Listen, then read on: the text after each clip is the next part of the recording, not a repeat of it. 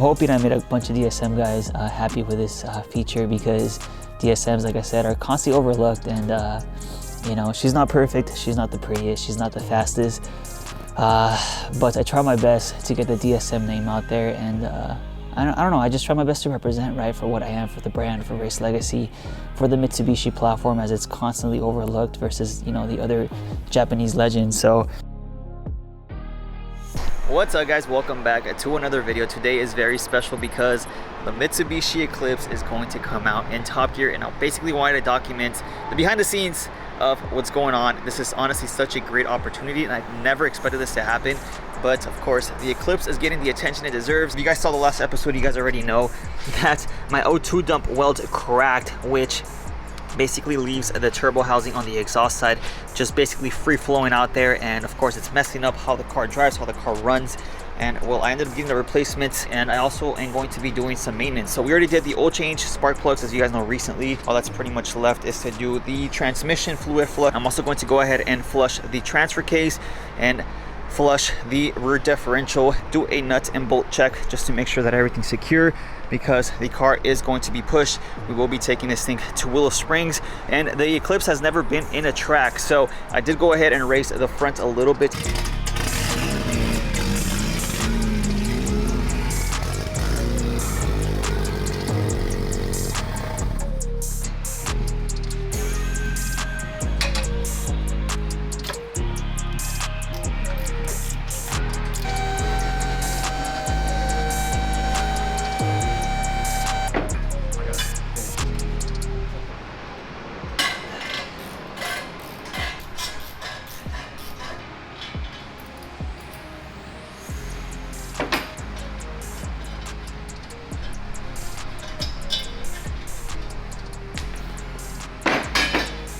Check this thing out. Well, it's completely broke, but she's off. Replacement piece that's gonna go on there, and then we can move on to the fluids.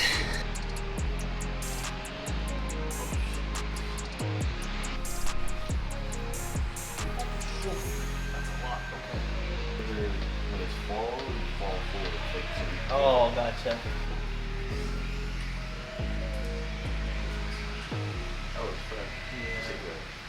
Okay, so the drivetrain fluids are pretty much done. All we gotta do is fill the rear differential, and she's ready to go home. So I'll catch you guys tomorrow.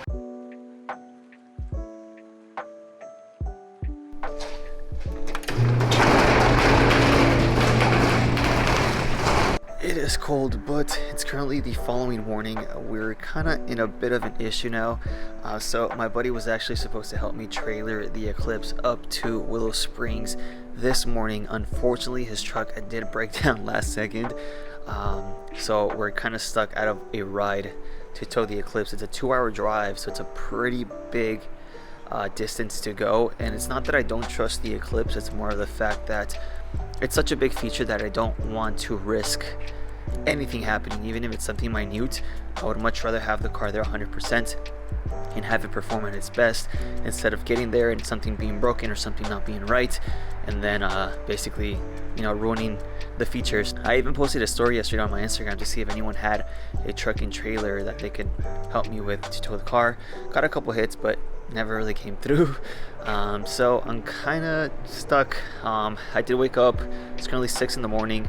I have to be there by 11, so I have an idea. I don't know if it's gonna work. I don't really have a good experiences with tow trucks, but stay with me on this one. Welcome to AAA Roadside Assistance. I just needed a vehicle towed to a repair shop out in Lancaster. Yeah. I wasn't able to basically go all the way out to the track because, one, if they know you're going to the track with a working vehicle, they won't tow the car, and two, it's past the 100-mile radius. So I basically gave them an address to a shop before the 100 miles. So we're gonna have to get towed to the shop, get the car dropped off, and then basically put everything back together, because I'm gonna take off the front mount and the bumper just for it to go on the tow truck, and then basically just drive all the way there. So worst case scenario, if they're taking too long, I think we're just gonna have to say screw it and drive the car all the way up there, which makes the situation a little bit more stressful because I'm low on time, and the possibility of something happening to the car.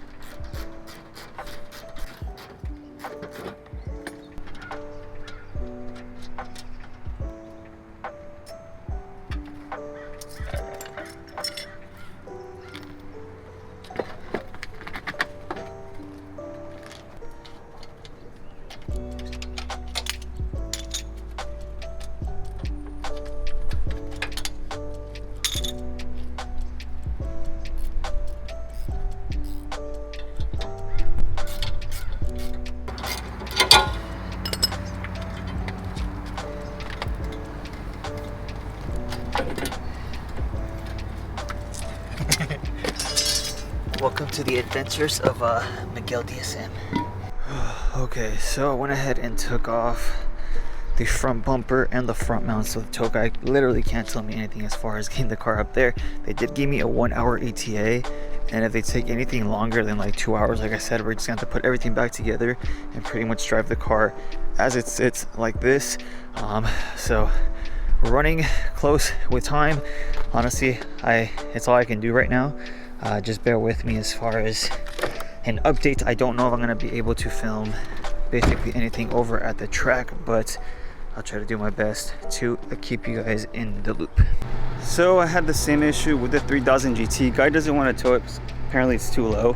I've gotten this thing towed all the time, and the guy starts giving me attitude. So now I'm gonna put everything back together, start driving this thing, and pretty much hope everything goes as fast as possible.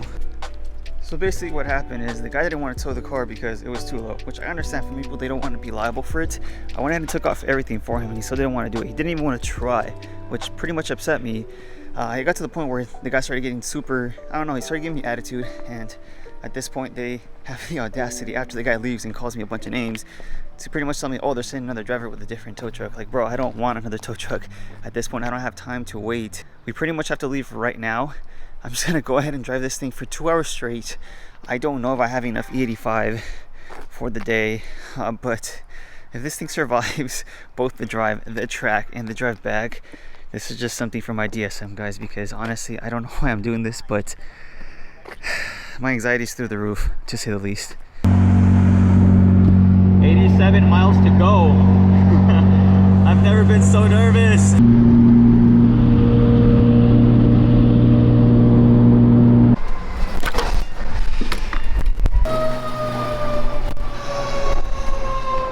What's up, man? How you doing? Nice ride, bro. Thank you, appreciate it. Are you filming? Yeah, I'm filming for YouTube. How much power you got this? What happened? How much power are you pushing? 440 to the wheels. Holy fucking shit. Yeah. Stock motor? It's stock turbo, full bolt-on T85. Yeah, that's. I think I've seen your video.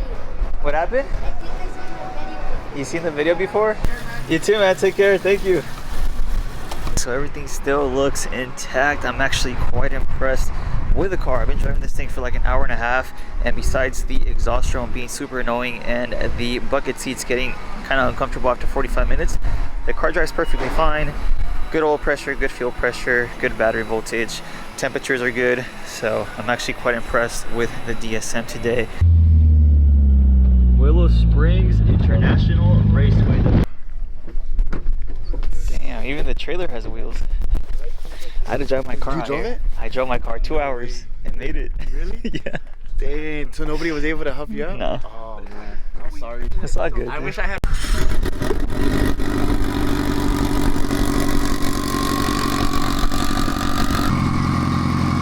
This is what I need.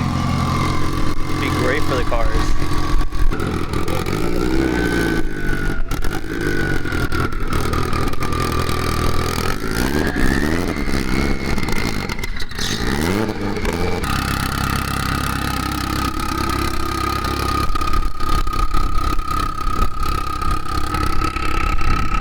Top of the hood.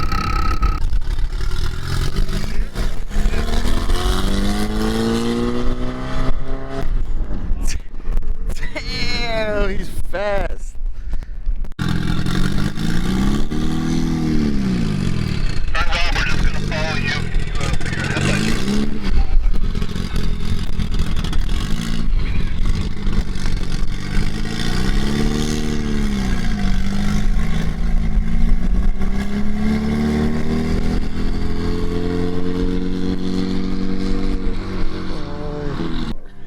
Yeah, bro, I don't want to launch it. Hey. Oh, shit. That better be in the video. How you feeling? Yeah, I'm nervous, bro. Same here. Hope my car don't break. Damn, it looks good. Look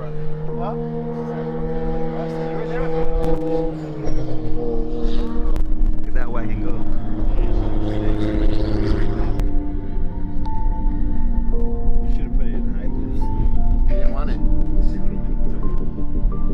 Alright, it's super cold, so it's getting close to sunset. We're about to go get some action shots of both the Evo wagon and the Eclipse. So hopefully all goes well, because I still have to drive the car home. But let's get going.